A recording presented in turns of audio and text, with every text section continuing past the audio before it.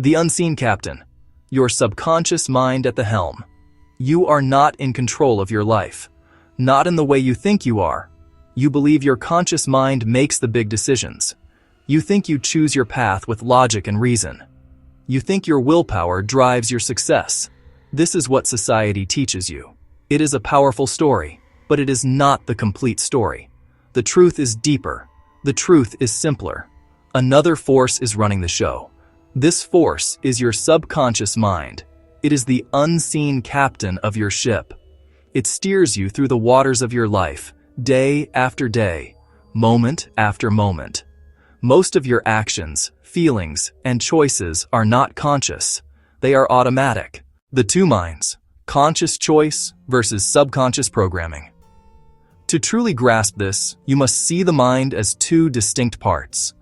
Imagine your mind is a grand garden. The first part is the conscious mind. This is the gardener. The gardener can choose which seeds to plant. It can think. It can analyze. It can accept new ideas. It can reject new ideas. You are using your conscious mind right now to read these words. It is your thinking mind. It has the power of choice. It can look at your current life and say, I want something different. I want more health. I want more wealth. I want more happiness. This is the gift of the conscious mind. It can imagine a future that does not yet exist. The second part of the mind is the subconscious. This is the garden itself. It is the rich, fertile soil. The subconscious mind cannot think for itself. It cannot reject ideas. It simply accepts whatever seeds are planted in it by the gardener. It does not know the difference between a good seed. It does not know the difference between a bad seed. It does not know the difference between a weed. It does not know the difference between a flower. It is completely non-judgmental.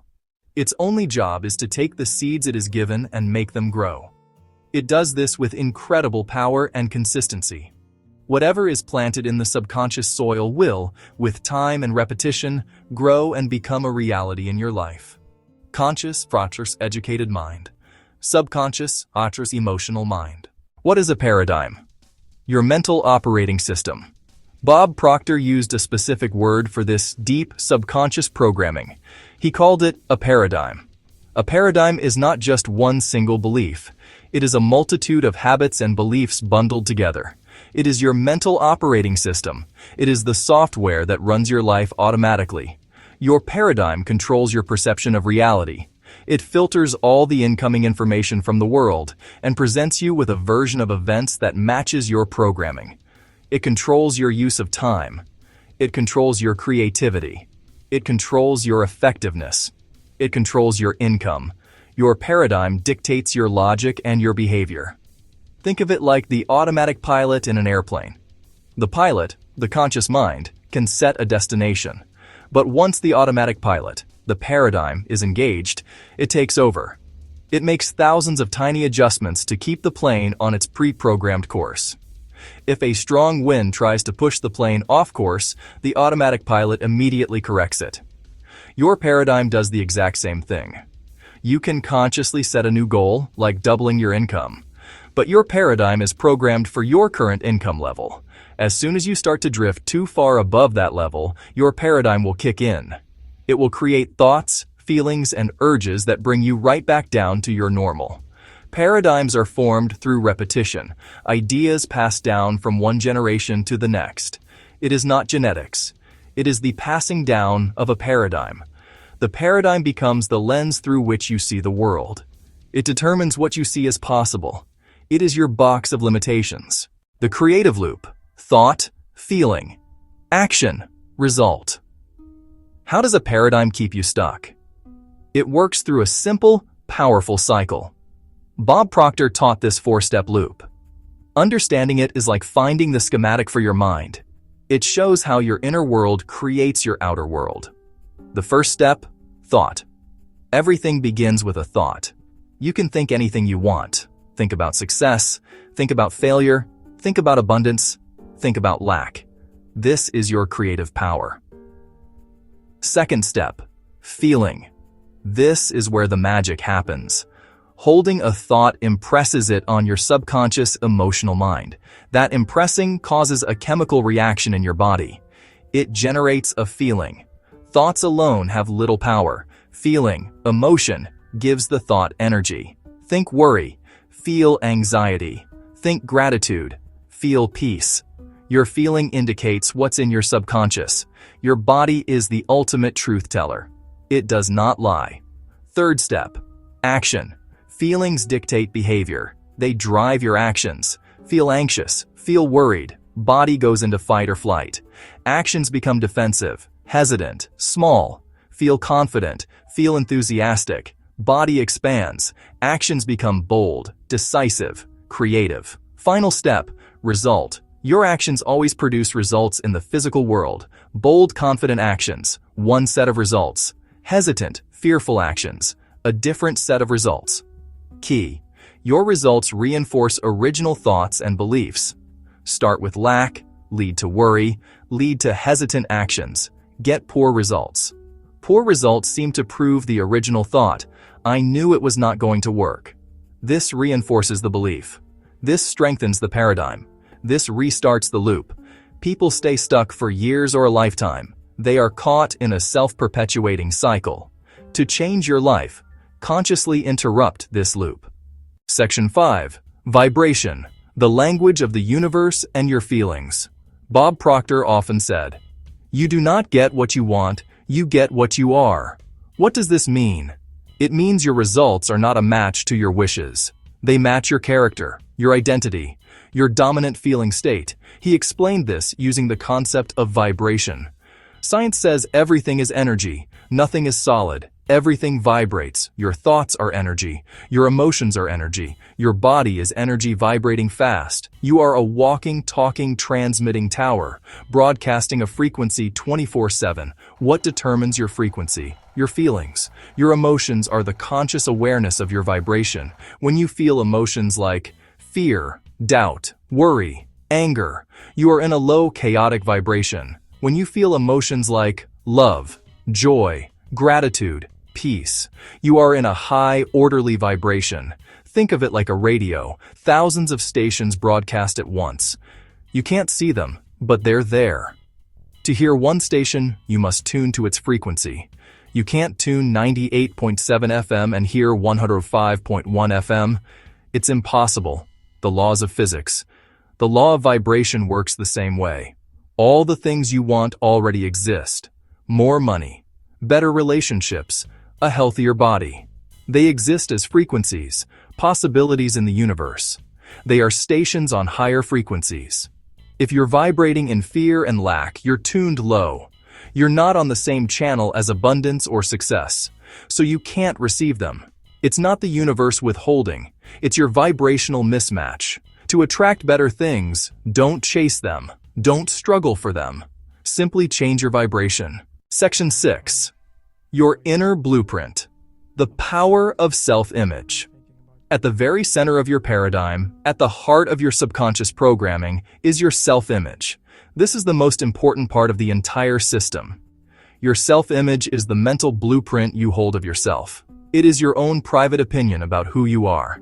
I am shy. I am a great leader. I am not good with numbers. I am a natural athlete. These are all examples of self-image beliefs. This inner picture is the governor on your life's engine. You can never, ever outperform your self-image. Your external performance will always be consistent with your internal picture of yourself. Your self-image was not something you were born with.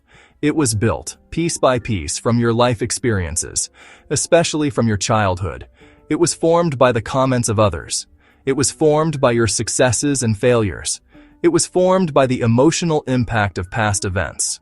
If you were repeatedly told you were clumsy as a child, that idea likely became locked into your self-image. As an adult, you might drop things or trip often, simply acting in accordance with that internal blueprint. Your body and actions have no choice but to be congruent with the dominant image you hold in your subconscious mind. Your self-image sets the boundaries for your accomplishments. Many people try to achieve a goal that is completely out of alignment with their self-image. For example, a person with a poverty self-image tries to become a millionaire. They might work incredibly hard, They might even have some temporary success, but their self-image will eventually pull them back. They will find ways to sabotage their success. They might make foolish investments. They might spend extravagantly. They might create a crisis that drains their resources. Why? Because being a millionaire feels alien to them. It is not who they are. The subconscious mind craves congruency. It will always work to bring your outer reality back into alignment with your inner self-image.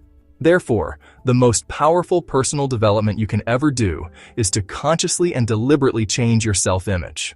Two critical feelings help you build a new self-image and change your vibration. They are faith, expectation. Bob Proctor taught these were not passive religious concepts. They are active creative mental faculties. Faith is not hope. Hope is wishing for a positive outcome while acknowledging the possibility of a negative one. Hope lives in the future and contains doubt. Faith is different. Faith is the ability to see the unseen. It is the inner knowing that your goal is already a fact in the non-physical realm, and it is on its way to you in the physical realm. Faith is acting with total certainty before you have any physical evidence. Faith is built. It is not something you either have or do not have. You build faith by studying and understanding these laws of the mind. When you understand that your thoughts, feelings, actions create your results, you can have faith in the process.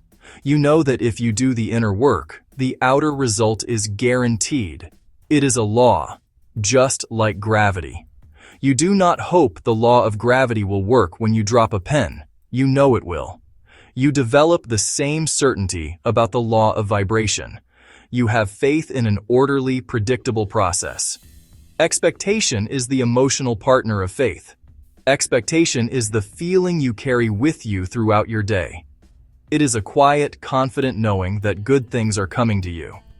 A person with a poverty paradigm expects bills, problems, things to break.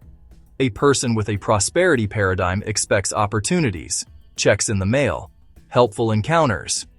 Your expectation is a powerful magnet. The universe is a giant mirror, reflecting your dominant expectations back to you. If you go through your day expecting the worst, you will unconsciously look for and attract evidence to prove yourself right. When you decide to consciously change your paradigm, you will eventually hit a wall. This wall is not in the outside world. It is inside you. Bob Proctor gave it a name: the terror barrier. This is a moment of intense psychological discomfort. It happens when you are about to step out of your old, familiar comfort zone and into a new, unknown territory. Your old paradigm, your old self-image, feels like it is about to die, and it will not go down without a fight. It will trigger your body's alarm system. This is when the fear hits. Suddenly, you will be flooded with doubt. Anxious thoughts will race through your mind. Who do you think you are? This will never work. You are going to fail and look like a fool. This is too risky. Go back to what is safe. This is not just a mental experience. It is a physical one. Your palms might sweat.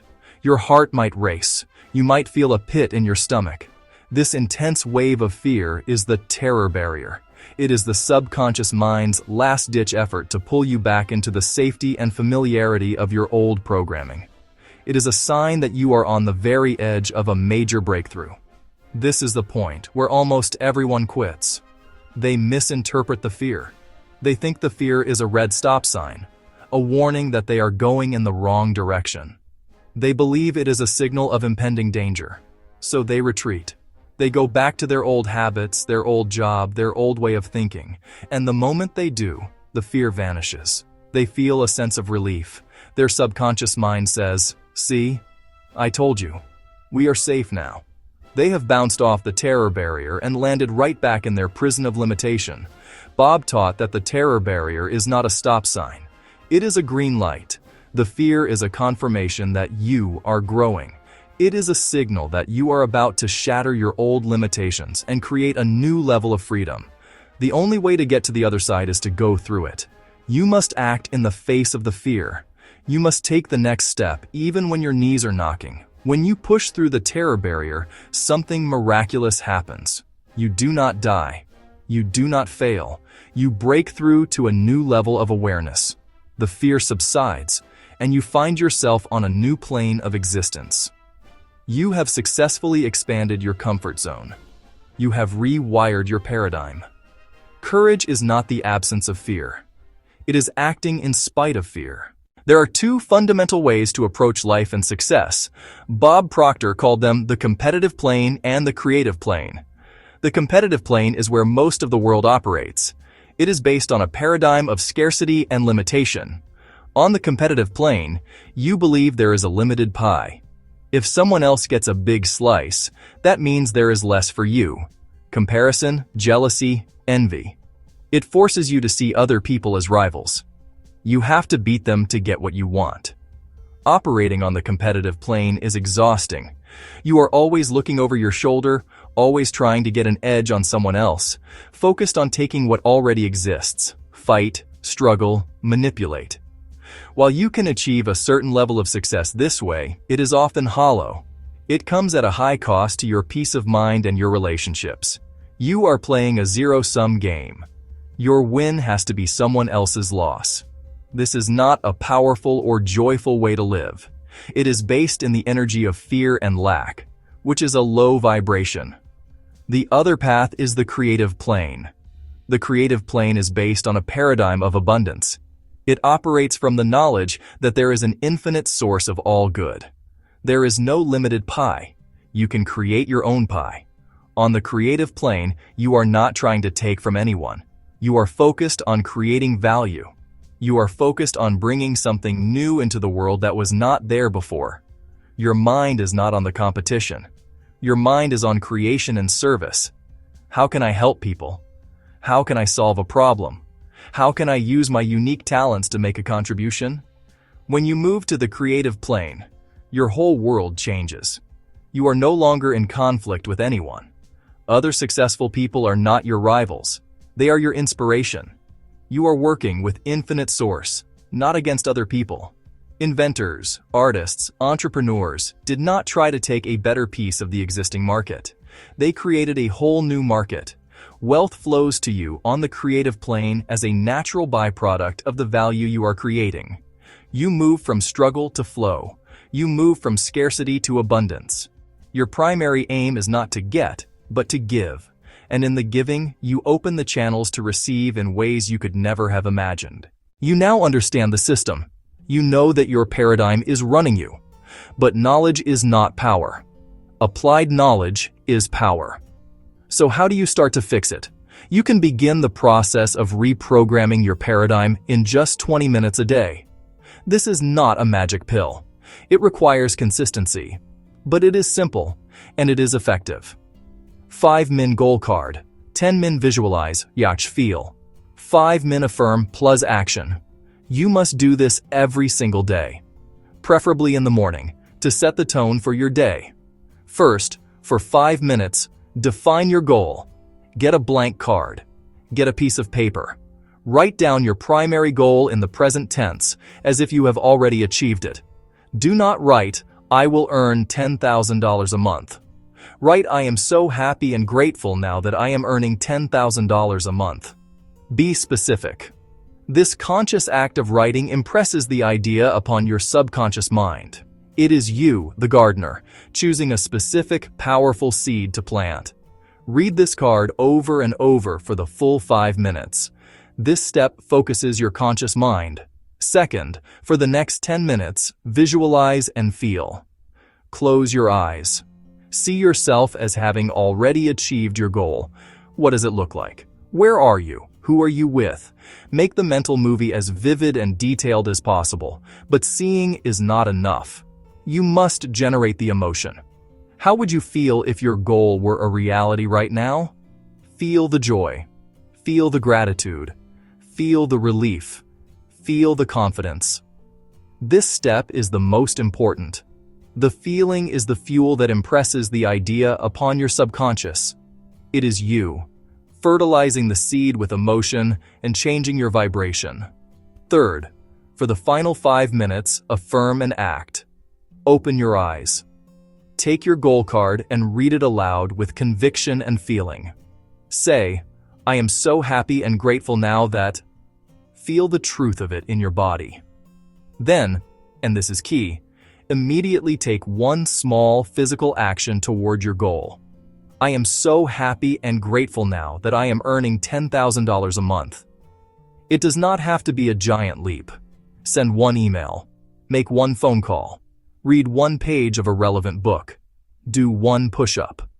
This small action grounds your new mental state in physical reality. It tells your subconscious mind, this is real. We are doing this now. This entire 20-minute process, done daily, begins to build a new neural pathway in your brain. It begins to overwrite the old program. It builds a new self-image. It aligns your thought. It aligns your feeling. It aligns your action. It is the steady, patient work that transforms your inner world, and therefore, your outer world. Start today. Your new life is waiting for your new paradigm. This is the #1 idea from Bob Proctor. It is the foundation of everything he taught. Your life is an expression of your subconscious programming. The body does not decide. The mind programs. The subconscious executes.